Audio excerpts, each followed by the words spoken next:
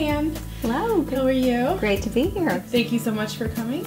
My first question is, do you remember the first cake that you ever baked? Probably it would have been from a mix, because I started baking when I was around 11 or 12 years old, and at the time mixes were very popular for gingerbread or a Boston cream pie. Something I would have made for my family for dinner. I love the Boston cream pies. It's sort of a yellow, one layer of yellow with pudding in the middle and a chocolate sauce. And that's how I started baking gingerbread, just sort of in an 8-inch square pan, really homey. The first scratch cake would have been my mother's chocolate sheet cake. Oh, wow. A very one bowl, easy, throw in all the dry ingredients, the wet, wooden spoon. Oh, that sounds great. Yeah. And how many cakes do you bake a week?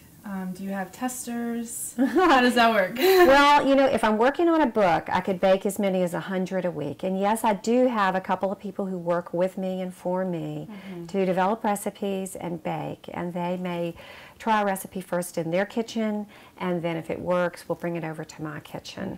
And then there are weeks where I'm not testing any recipes, any books. I may be on book tour. It's just family life. And there may be one cake a week. But usually somewhere between 1 and 100. Wow. You went to cooking school in Paris. What was that like? It was pretty amazing. That was a long time ago. I went actually twice. The first time almost 30 years ago. It was great. I took a pastry course, and then I went back and studied for a 12-week course at La Varenne in Paris.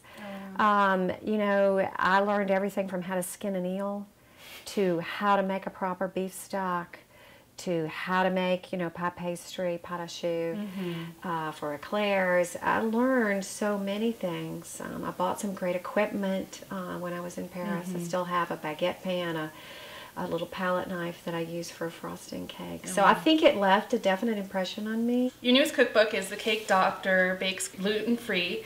And what's going to be different for the baker when you're baking a gluten-free cake?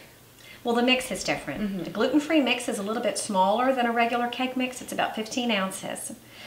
So you're going to have, they may notice the add-ins are a little bit smaller amount of add-ins. And when you actually pour the batter in the pans, there's going to be a little bit less batter. So if you want a taller cake, such as a layer cake that we've made here, you may want to bake it in an 8-inch pan, which would make a taller layer.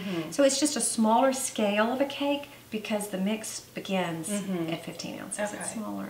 I'm a newlywed myself, and I thought it was really great that you have a wedding cake, a gluten-free wedding cake in your new book. What made you decide to include that? Actually, it was a real-life story. My publisher is in New York, Workman Publishing, and one of the reps that calls on them is gluten-free. And she found out I was working on this book, and she said, if you even are thinking about creating a gluten-free wedding cake, I need it, because I'm getting married in October. Oh, wow. And so I was working on the book in the spring of that year, and the wedding cake was on my list, and once I developed it and we made it, we turned that recipe over to her, and she made it for her, or had it made for her wedding. Oh, that's great. Yeah. So we have a devil's food cake here, and you put one layer already on. Why the first layer on? It's called a crumb coat. This is a devil's food cake mix that we've added buttermilk and eggs and vanilla and good things to, baked, cooled, and then we've made a buttercream frosting. But when you've got a dark cake, such as this devil's food, or you've got a red velvet cake, very bright color, and you have a light frosting, you want to put on what's first called a crumb coat, which is a thin coating of the frosting, and what that does is that seals in the crumbs of the cake. And then typically, if you've got the time, you refrigerate it. And that creates a perfect seal, and it doesn't allow the crumbs of the cake to be pulled back into the frosting. Oh, I see. And wedding, professional bakers use this trick all the time. Home cooks who are good bakers know it. It's a great way to really ensure a picture-perfect cake when you've got a dark or a bright cake layer. Look at that. Yeah, this is a buttercream frosting, really easy. Just butter, confectioner's sugar, milk, any flavorings you want to add. you know, people are when it's come time to frost a cake, everybody's different. I know people who always frost the sides first, and then they do the top. And I guess I was taught by my mother to frost the top first. And a couple of reasons why is you want to make sure that you've got the look that you want, and you've got enough frosting to really dress up the top of the cake. You can always go back and change that.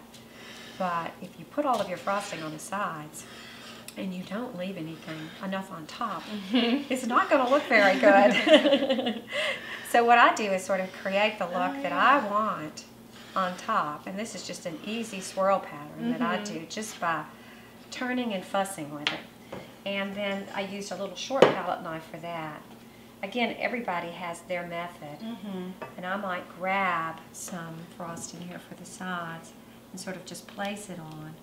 And I see that this has been, the cake stand smartly has been lined with some wax paper, or you could use parchment paper. And this can be slid out. So if you have a pretty stand or a doily that you want to protect and you don't want your frosting sort of coming over the sides, then this keeps things neat. I see. And what I do is just get the frosting on, and then I'll take my longer palette knife and make it pretty around the edges. But everybody, you know, everybody's different. Frosting is a very personal thing. Yeah. Once you frost the cake, you may want to just grate a little chocolate if you want to do that, Julia. Sure. Perfect. Oh, wow. Just that little bit of crowning glory. I'd like to say happy 40th anniversary to The Good Cook, and you can find my new cookbook, The Cake Mix Doctor Bakes Gluten-Free, at www.thegoodcook.com.